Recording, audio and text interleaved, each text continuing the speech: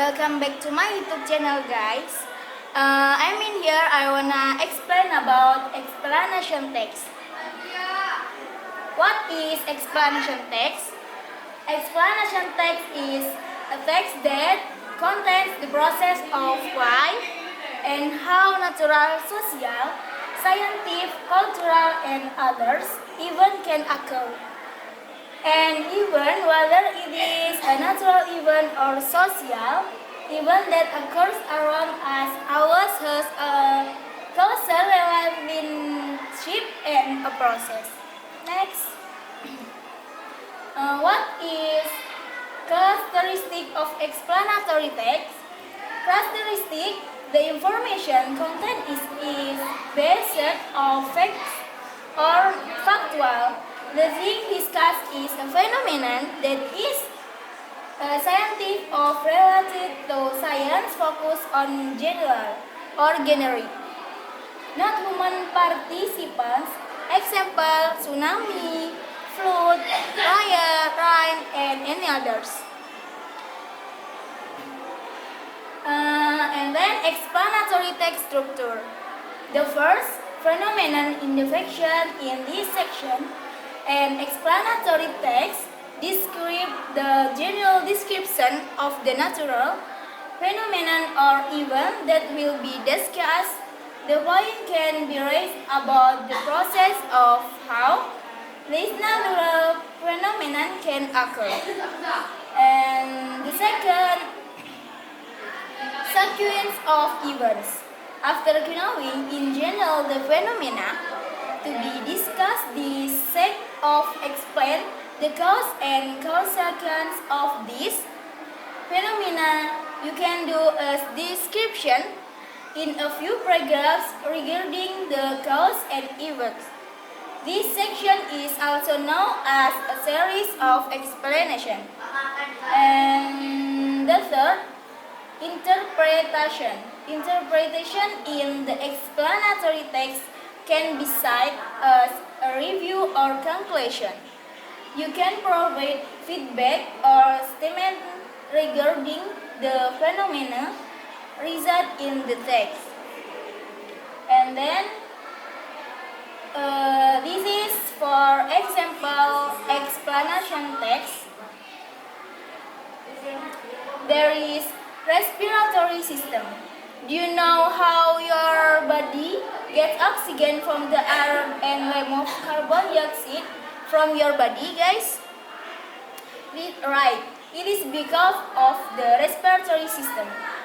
Do you know how it works? The following explanation is written to help you understand the process clearly. The first phase, respiration, is breathing and or inhalation. This process will air from inside the body in the lungs.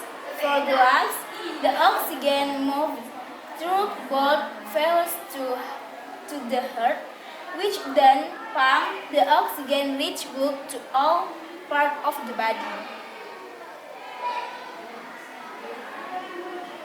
And oxygen then moves from the blood stream into the cells, which complete the first phase of respiration in the cells.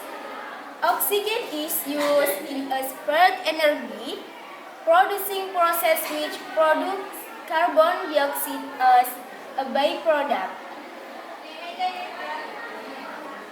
The second phase of respiration begins when the carbon dioxide moves from the cells to bloodstream, which carries carbon dioxide to the bloodstream, which carries carbon dioxide.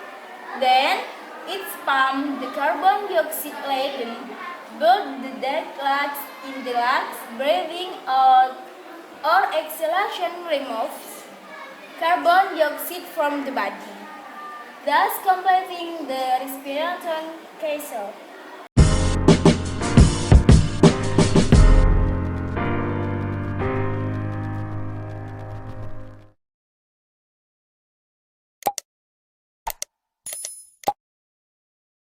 Selamat datang di channel Guru IPA.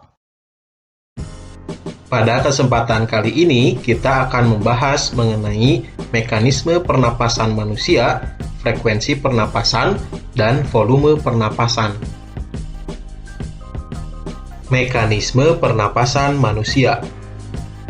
Pada saat kita bernapas, berlangsung dua mekanisme, yaitu menghirup udara atau inhalasi atau inspirasi, dan menghembuskan udara atau ekshalasi atau ekspirasi, yang melibatkan pertukaran udara antara atmosfer dengan alveolus paru-paru. Pada saat melakukan mekanisme pernapasan, terjadi kerjasama antara otot dada, tulang rusuk, otot perut, dan diafragma. Diafragma adalah otot yang terdapat di antara rongga dada dan rongga perut.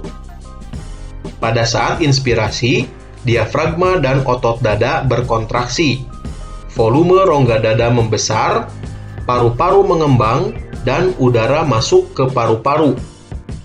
Pada saat ekspirasi, diafragma dan otot dada berelaksasi.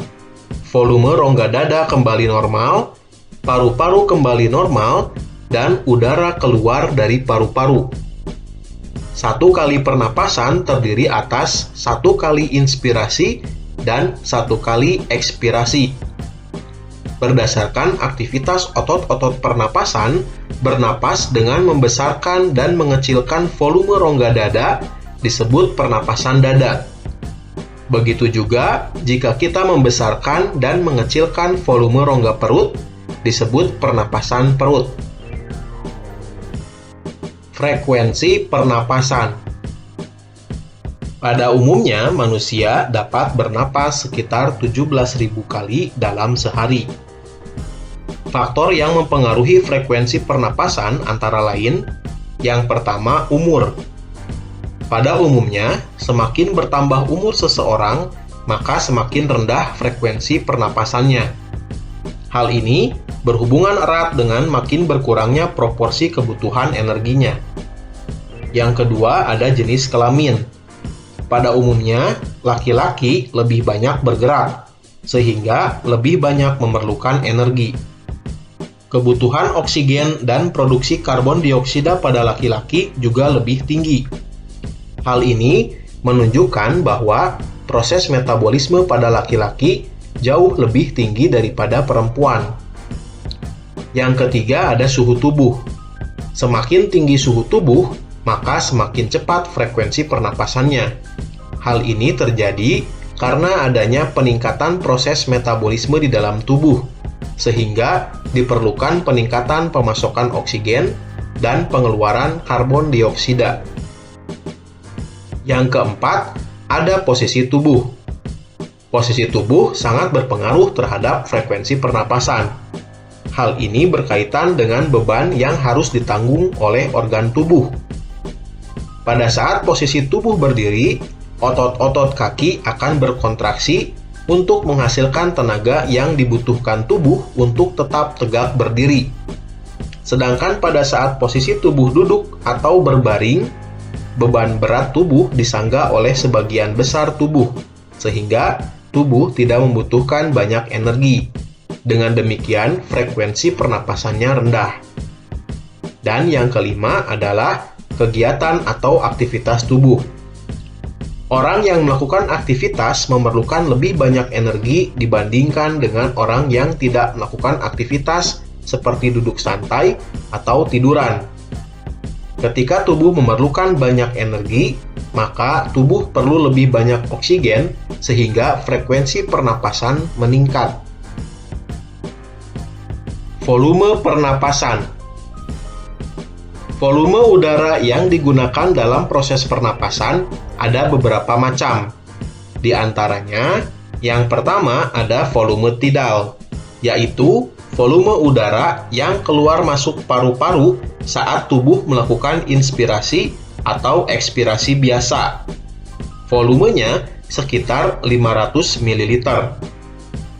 Yang kedua, ada volume cadangan ekspirasi, merupakan volume udara yang masih dapat dikeluarkan secara maksimal dari paru-paru setelah melakukan ekspirasi biasa.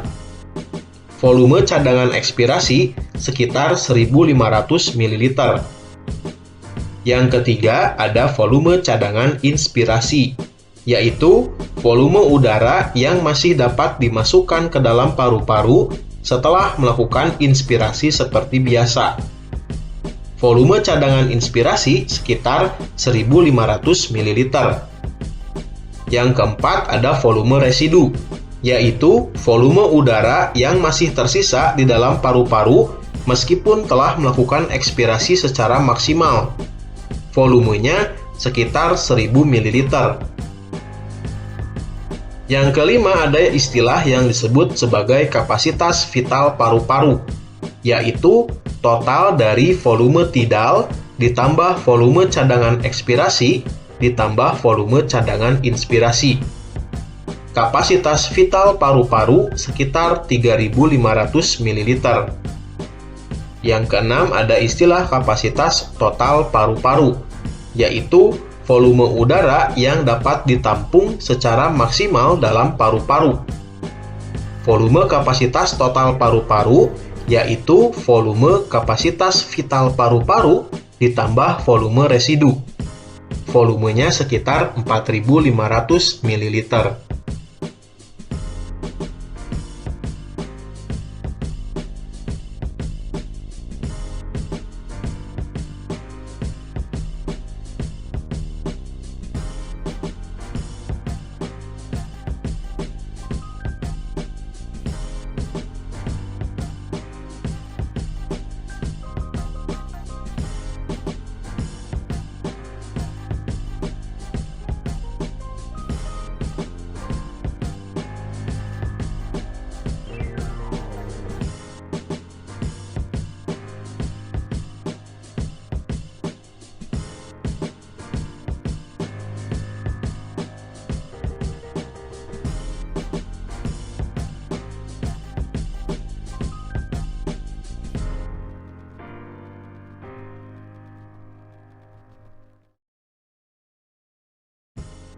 Terima kasih sudah menonton video ini. Jangan lupa untuk mendukung channel ini dengan menekan tombol subscribe.